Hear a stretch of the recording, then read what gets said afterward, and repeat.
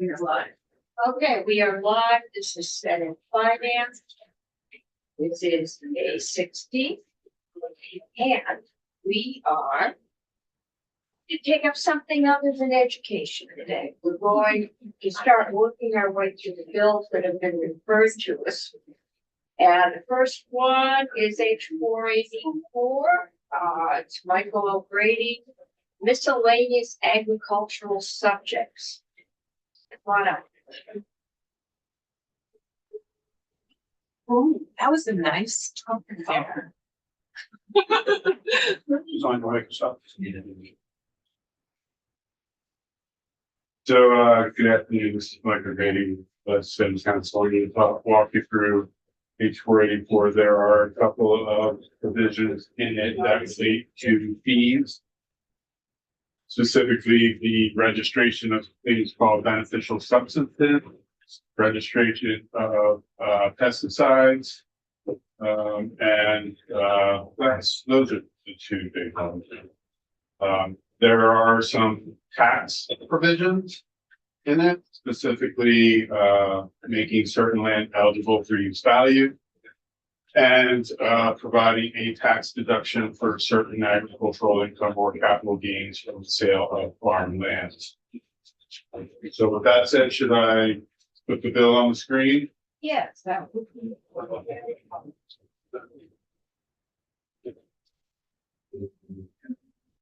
There you go. All right, so beneficial substances, a lot of things are beneficial substances, but for years, the Agency of Agriculture has been registering fertilizer, line products, and similar products. But as new products have entered the market, they've been regulating them, and you, specifically the General Assembly, has been regulating them on a piecemeal basis.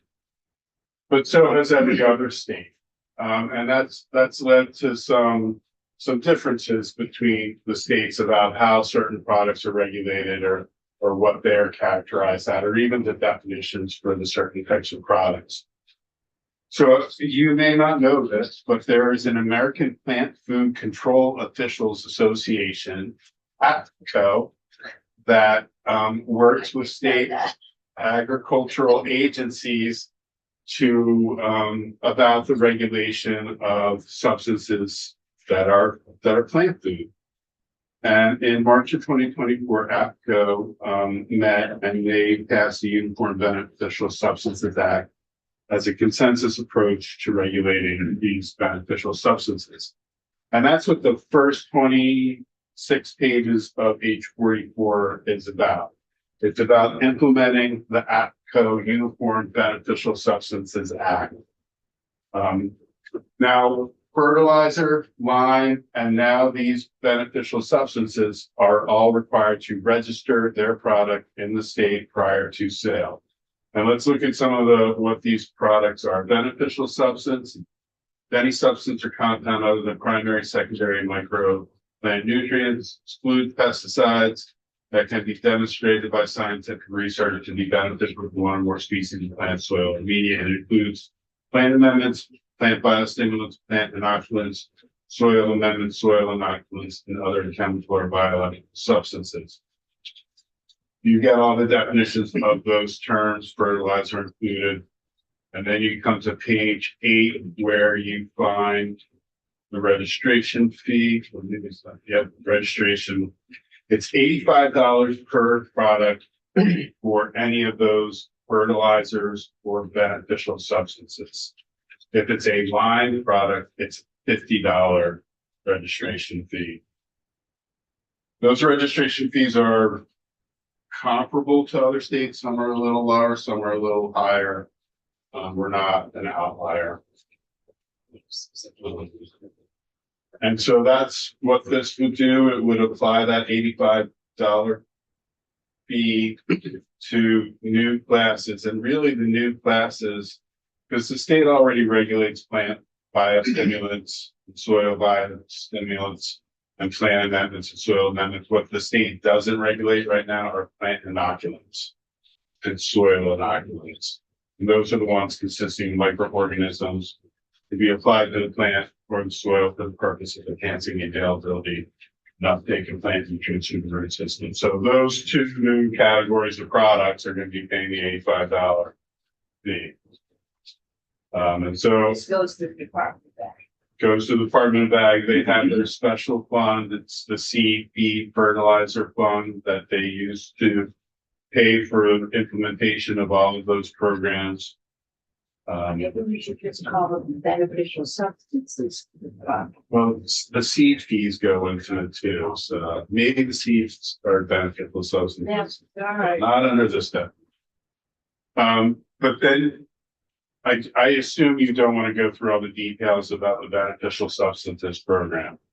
No, I think they want to go home. Senator Chinman does, I'm sure. Yes. He can Sincerely. ag. That allows you to skip ahead to page 26, I believe it is. Where you will see registration fee for pesticides.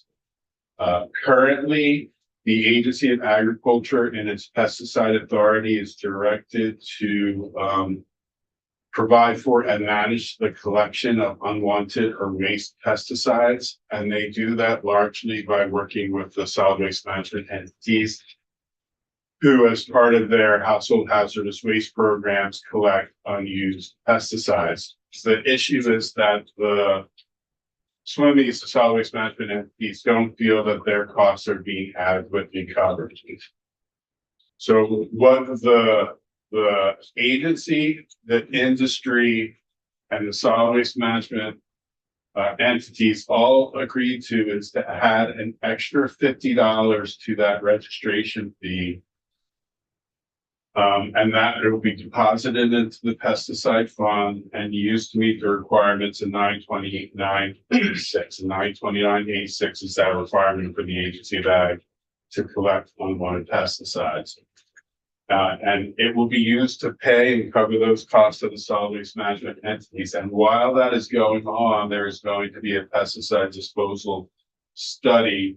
The Agency of Ag, in coordination with DEC, shall study options for sustainable funding to reimburse SWMEs for all costs associated with the collection and disposal of unwanted or obsolete pesticides. It is going to include a consideration of the viability of an extended producer responsibility program for pesticides, among other options. Do you have any questions? Pesticide fees in other states are variable. In Rhode Island, it's $300 per product. In New Hampshire, I think it's like 140. What do ours, this is 50 in addition to, so what's our total register? So you will see that it's 50 in addition to 200. So 250 will be the fee. This up to, that's 20. Should I move on? And this fee is paid for by the manufacturers. So anyone who wants to sell their product in the state has to register with the state and pay this fee. Seems kind of low, actually. Well, there's a study to maybe see if it is true. So I'm gonna move on. I'm not seeing any questions, so yeah. So page 27.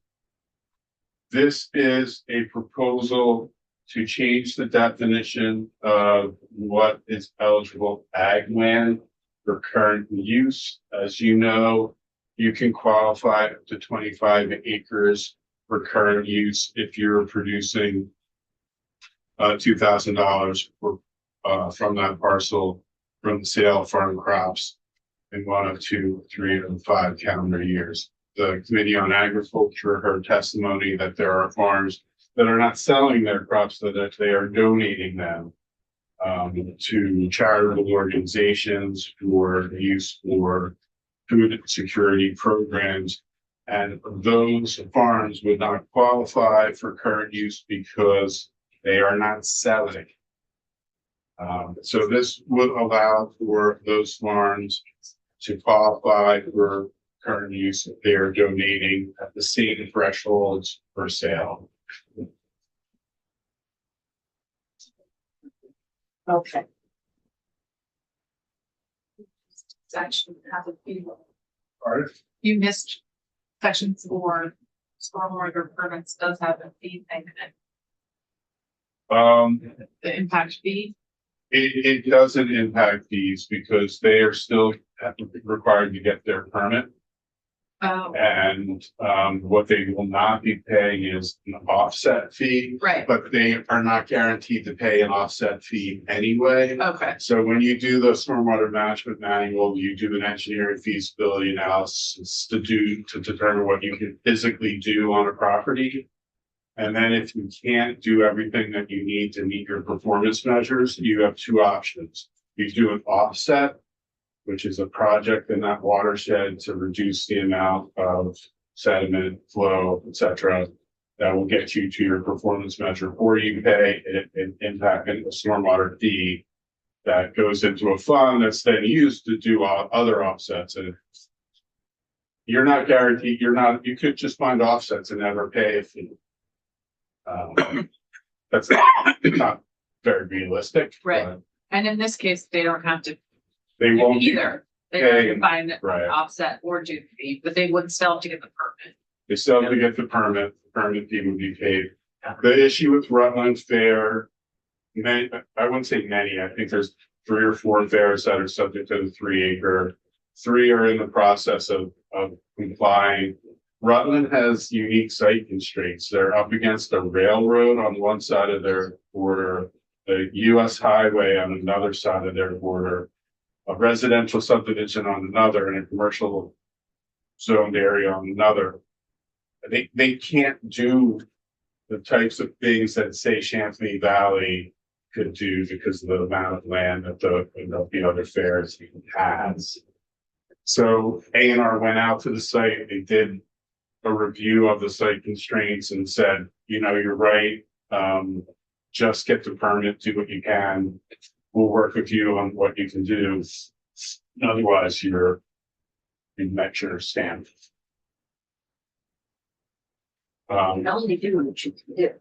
Pardon? I said you can only do what you can do, but there's no land, there's no land. Section 6 is related to the Vermont income tax and changing what is considered taxable income and specifically decreasing from taxable income 2 categories. The amount of any net farm profit, provided the taxpayer's net farm profit during the taxable year did not exceed 10,000. And that notwithstanding the provision about capital gains, adjusted net capital gain income from the sale of real estate as part of the farming operation, provided the buyer continued using the real estate as part of the farming operation and is related to the seller by blood, marriage, civil union, or adoption. And the buyer was or if the buyer was an employee of the farming operation for 10 years prior to the sale. Can you explain that a little bit more? So if the Sell it basically to a family member, a Right. long time. Or a long time employee, the capital gains that you would normally pay the capital gains tax on for purposes of taxable income will be deducted from your taxable income. So basically, okay, but what is the first one? 7. Yeah, that is just it's basically just a tax deduction for $10,000 for your farm income. We That farm have profit. the tax department in on this one, and I've already been told your fiscal is still trying to work out a fiscal note Yeah. on this one, so so we're not gonna vote this I today. know we're not Okay. gonna vote. I was wondering how much this might cost. Yeah. I am too, and why that capital gains and not other capital gains, so.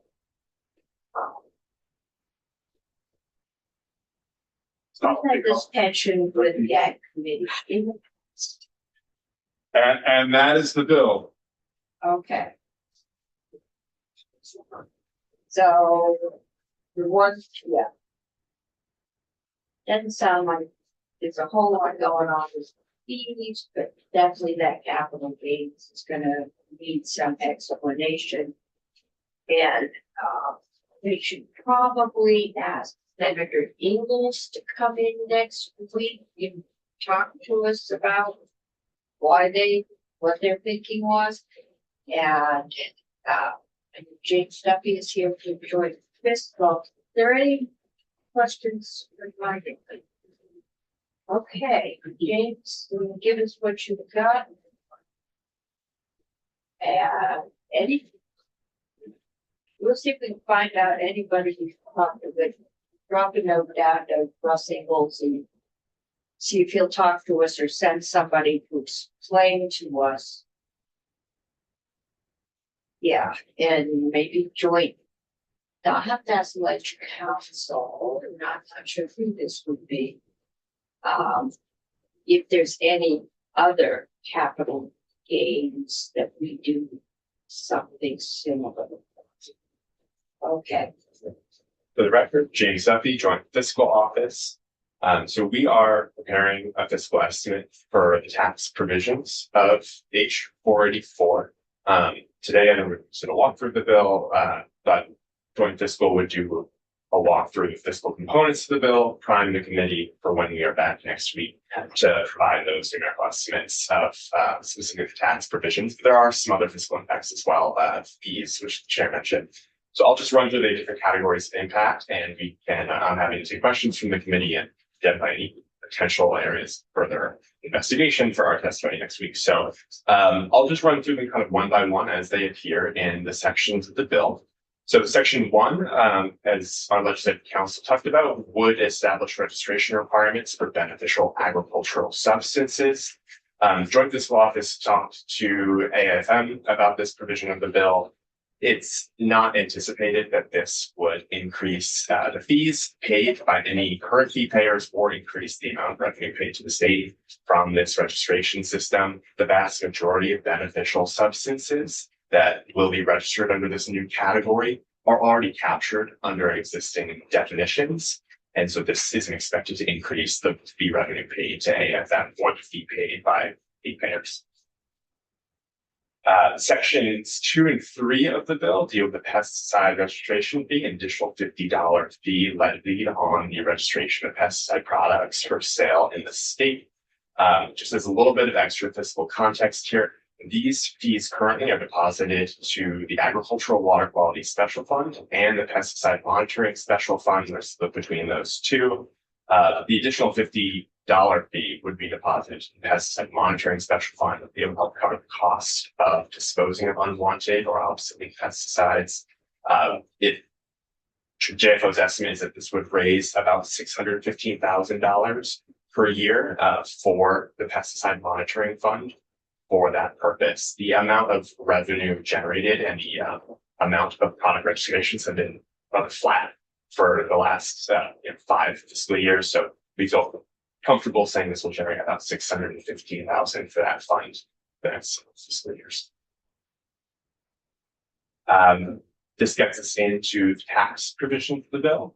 So first, section 5 of the bill would amend one of the criteria that's currently used to define agricultural land for the purposes of use, value, appraisal, and eligibility. One of those criteria, which I'm sure if you would like this to be skipped over, if anybody's familiar, happy to do so. But one of those criteria is based on the amount of produce sold from a parcel of agricultural land, right? And so if you sell $2,000 or less for a parcel of 25, acres or less, you qualify for use value, for example. Section 5 of the bill would allow farmers to also include the value of produce donated in addition to produce sold in the value of products used to qualify for use value appraisal. This could result in additional parcels being able to qualify for use value appraisal, which would decrease the amount of taxes raised from those parcels. It's a difficult number to put an exact estimate on. It really depends on the extent to which produce is donated above a certain threshold that would then qualify people for the use value appraisal program. So we're playing with this to see if we can put a number on the number of parcels that might qualify under this. I would expect it to be a relatively small segment of the universe of growers out there. And so that's section 5 of the bill.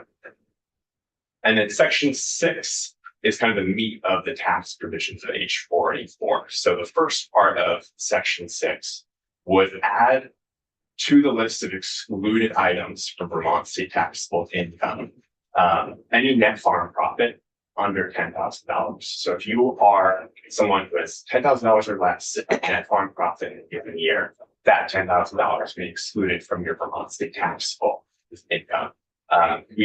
JFO has worked with the tax department to put a number on this. Our estimate is that this would represent $200,000 in foregone tax revenue for the state in tax year 2026. Can you please repeat that? Sure. Just the numbers in the background. Yeah, just the number. Sure. $200,000 in tax year 2026. The second provision, tax-related provision in section 6 of 484, is the exclusion from Vermont taxable income of adjusted net capital gains from the sale of farm operation real estate to family members or employees of a farm who were employed by that farm for 10 years. There are a lot of clauses in that sentence, so I'm happy to take questions. Could you do the whole farm? Or is this just a portion? As currently constructed in the bill, and let me just quickly consult the language here.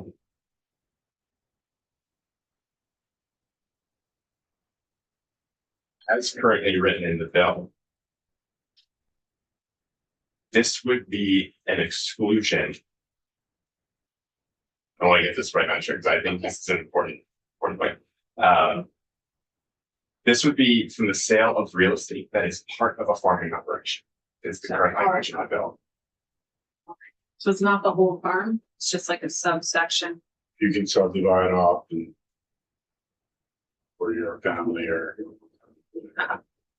As long as it's still used as part of the farming operation. That's But I'm wondering if I could be ready to retire, I could sell off everything but the farmhouse and 2 acres and not taking any capital gains, or I could sell it off to my son, who's then putting condos on it. So I think we want to look at this one, we did it all. But you couldn't sell it to your son if it's being used for condos, it would have to stay as part of It the had farm to stay operation. as part, it had to stay part of the farmhouse. There's no duration. Oh, so it could be for 6 months and then they could do condos after 6 months. After this year's corn crop. Yeah. So, Madam Chair, thank you for that.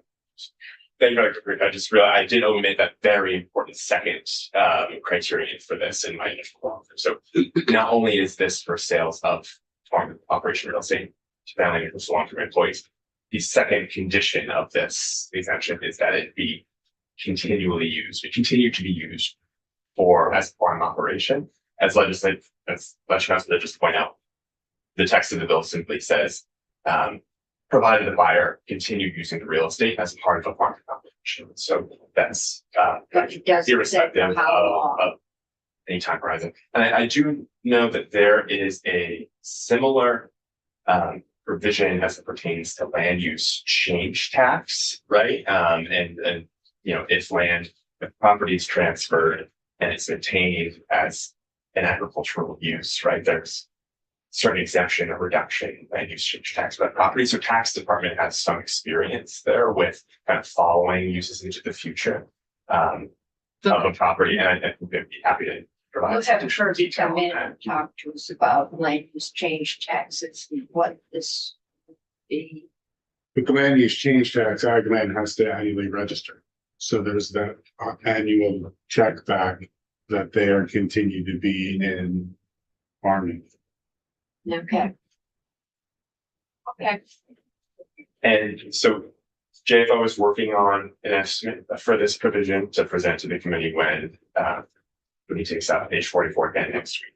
I think I definitely want to talk about your other exclusions for capital gains. If I sell my house to my kids or whatever. Other businesses Or too, other businesses, yeah. because a farm is, Business, it's a business and a home. yes. Kind of next thing. Sometimes we have some absentee landlords. That's true. Another relevant detail for this provision is that the effective dates for all sections of the bill are currently set to be July 1st, 2025, which is kind of in the middle of the tax year. And so my understanding is that this would be retroactive to the tax year 20 or to the fiscal year 25.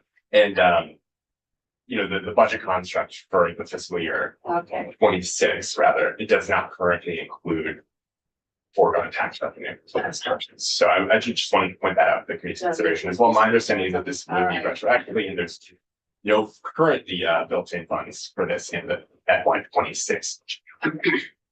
so we will have our tax people talk to us about anything else like this in the tax code. If you can get us a number.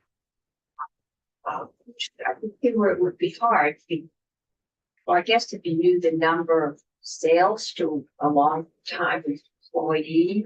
So I will say the property transfer tax data, it does capture sales to family members. To family members. As far as I'm aware, there is no data source out there to capture sales to farm employees 10 years before. Yeah. And so I will caveat for the committee, I, as far as I know, JFO won't be able to produce an estimate for that component of this provision. Using a PTT data basis, we feel confident about putting together an estimate for sales to relatives. But we're not aware of any data source that will allow us to quantify the value of transfers to farm employees. Okay. We will. Senator Hardy has reminded us farming type businesses. Some of them are pretty big businesses, some of them are pretty small businesses, so. All right. Thank you. Thank you. Okay, committees, so we will take another look at this next week. Anybody? I'll ask Senator Eagles to come explain their thinking. Kirby did talk to us about capital gains and what we do with other business sales. Long-time employees, or family members, and we'll hopefully get some estimate of the cost from. And you'll have to ask them. Tax department. I will have the tax department into the departments. Yeah. About this, and whether or not they give away to administer. And then also the deduction part of it too. There, I mean, how many deferred flat deductions do we have like that? Oh, yes. The $10,000. Yeah.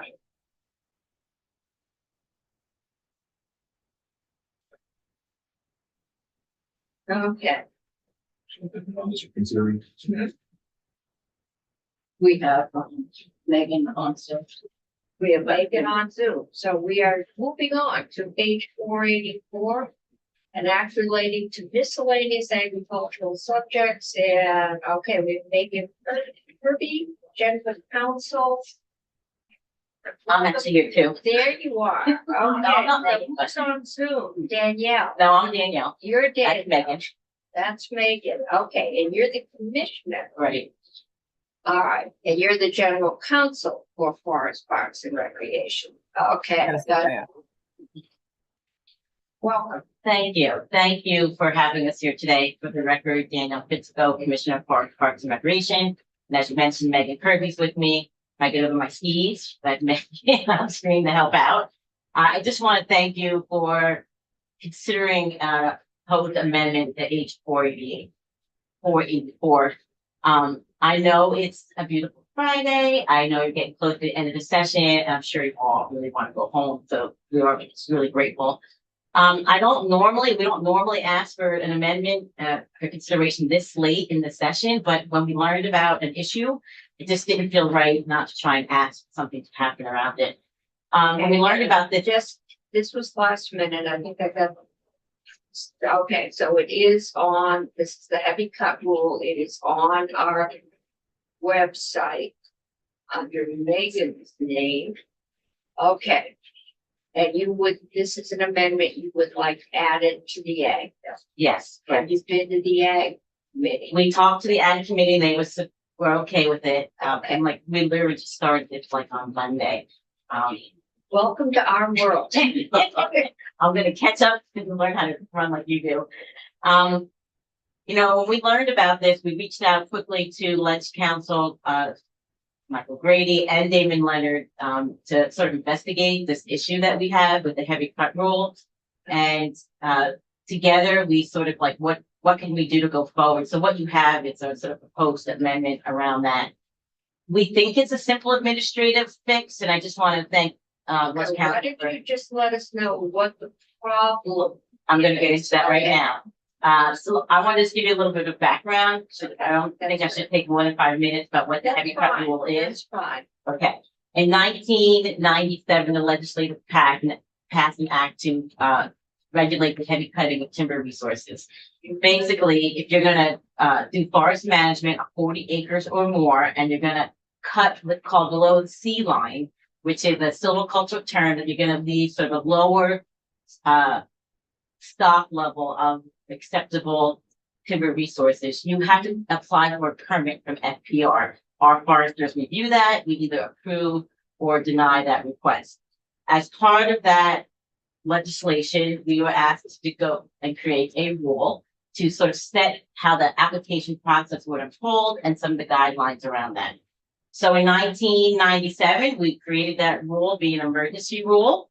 Apparently it was a very robust conversation, and then the next session, the legislature decided to make that rule permanent. So we did not have to go through the formal rulemaking process. The legislature decided to make that permanent. We have been operating that this rule has been in effect since 1997. And now this is where the problem comes in. In 2016, the legislature passed an update to the APA rules that would say that if you did not publish a rule in the code by July 1 of 2018, it would be repealed. And this was done in a privacy act. We had no clue that this was being asked to publish the rule. Megan Kirby was working with us at that time. When we reached out to Ledge Council, they didn't know about it either. So we did not publish the rule in 2018.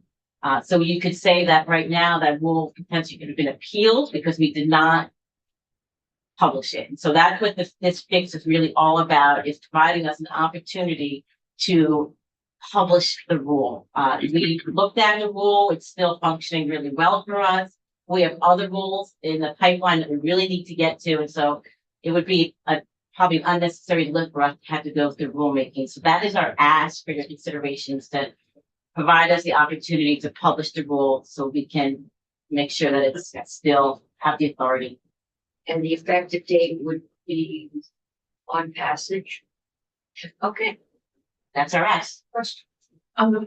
Thanks, Commissioner. I just wondered if you have talked with the chair of the relevant committee, Natural Resources Committee, here, and the Environment Committee over in the House, and also maybe the Rules Committee, just to make sure everybody's aware and okay with this. Yes, thank you for the question. We did talk to Rules. We talked to Representative Squirrel, who's the chair, and he asked us to work with Ledge Council to find a fix. We talked to the Ag Committee because of the bill. We have not talked to the other environmental committee or Health Ag and Forestry. I'm more than happy to do that.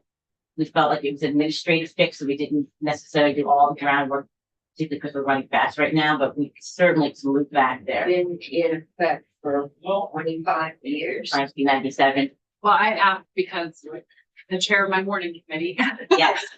mentioned this to me. She heard wind of it. So Okay. I just would suggest you have a conversation. Okay, I think we were trying to find a vehicle, so maybe part of our team were trying to, had talked to other people about it. Okay. Okay, so if you just touch base with them, I don't see any reason not to add it, but we will. We're not gonna pass this bill out today, so we have time for people to chime in. Can we just ask like a legislative council, like Brady, I mean, do you see a problem with this or? The decision is a policy decision. Yeah. The mechanics is a legal one that Damien and I and Megan have already worked out. And we think the mechanics work. But then it's up to you if you want this as a policy decision. Okay. Okay. So if anyone. Issue, they can let us know. All right. Thank you for considering, happy to answer any questions along the way, and we'll follow up with the other committees. Okay, we will put this on the agenda for next week. Committee, we are now half hour ahead. We are so good. I'm gonna give us maybe a 10-minute break here. We can see if Rick can organize. What? Could I quickly introduce the biomarker bill so that I can go outside after? Have to go back to flowers. Only by the four. I need